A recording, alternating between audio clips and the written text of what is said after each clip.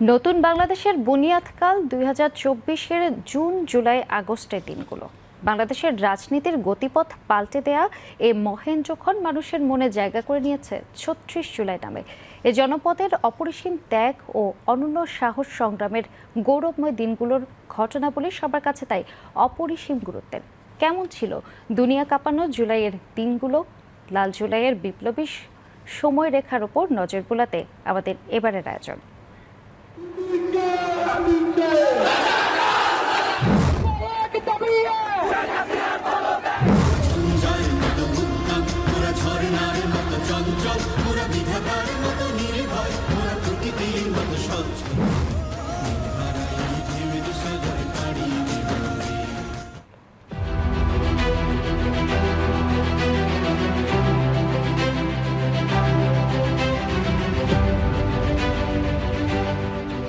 রূপময় এ বাংলায় ২০২৪-এর জুলাই এসেছিল ভিন্ন রূপে।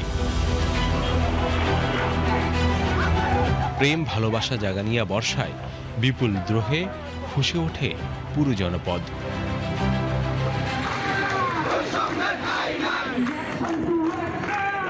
প্রস্ফুটিত হয় তারুণ্যের এক অভাবনীয় শক্তির, যার দেখা আগে কেউ পায়নি।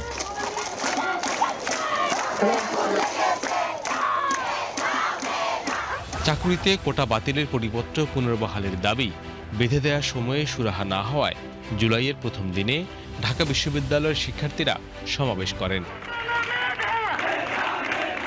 গ্রন্থাগারের সামনে বৈষম্য বিরোধী ছাত্র আন্দোলনের ব্যানারে বিপুল সংখ্যক শিক্ষার্থী অবস্থান নেন। সেখান থেকে মিছিল করে টিএসসির রাজু ভাস্কর্যে গিয়ে সমাবেশ করেন তারা। জমায়েত থেকে ৪ জুলাই পর্যন্ত সব বিশ্ববিদ্যালয় ও কলেজে ক্লাস পরীক্ষা বর্জনের ঘোষণা দেয়া হয়। এই সময়ের মধ্যে সরকারকে দাবি মেনে নিতে আহ্বান জানান কোটা সংস্কার আন্দোলনকারীরা।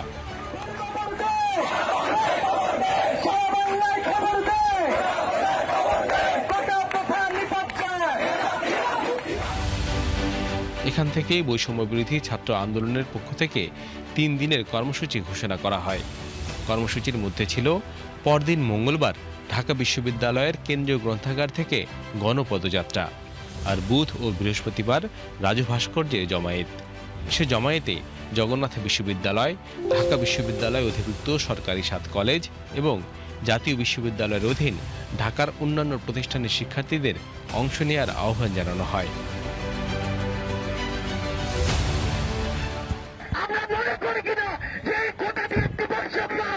এই সমাবেশের আরেকটি দিক ছিল প্রতিবাদী গান। শিক্ষার্থীদের মুখে এসব গান আন্দোলনের শক্তি হয়ে ওঠে।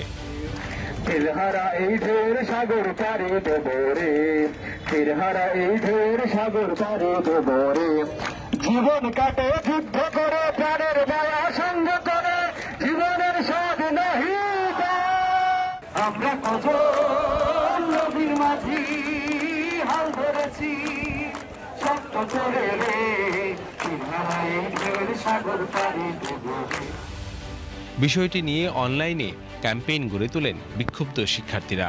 সমন্বয়ক সার্জিস আলম এসব দাবির পক্ষে সোচ্চার হতে দেশবাসীকে আহ্বান জানান ফেসবুকে। লেখেন, অন্যায়ের সাথে আপোষ নয়। আমি চাই না যে আমাদের চাকরির ক্ষেত্রে এই সুযোগ সুবিধাগুলো এভাবে ভাগ করে দেওয়া হোক, যেখানে কিছু মানুষ বেশি সুবিধা পাচ্ছে, কিছু মানুষ কম পাচ্ছে। সরকারি চাকরিতে যত ধরনের কোটা বিদ্যমান রয়েছে সবগুলাকে বাতিল করে একটা যৌক্তিক সংস্কার আমরা চাচ্ছি। পহেলা জুলাই জগন্নাথ বিশ্ববিদ্যালয়ের শিক্ষার্থীরাও নিজেদের ক্যাম্পাসে প্রতিবাদ শুরু করেন। জাহাঙ্গীরনগর বিশ্ববিদ্যালয়ে শহীদ মিনারে জড়ো হন সেখানকার শিক্ষার্থীরা। পরে ঢাকা আরিচা মহাসড়ক ১০ মিনিটের জন্য অবরোধ করেন তারা। রাজশাহী বিশ্ববিদ্যালয়ের ছাত্রছাত্রীরা প্যারিস রোডে কর্মসূচি পালন করেন। একই দাবিতে মানববন্ধন ও বিক্ষোভ সমাবেশ করেন বাংলাদেশ কৃষি বিশ্ববিদ্যালয়ের শিক্ষার্থীরা। এদিন কালবেলা পত্রিকা মোটা হরফে জানিয়ে দেয়, বড় হচ্ছে আন্দোলন।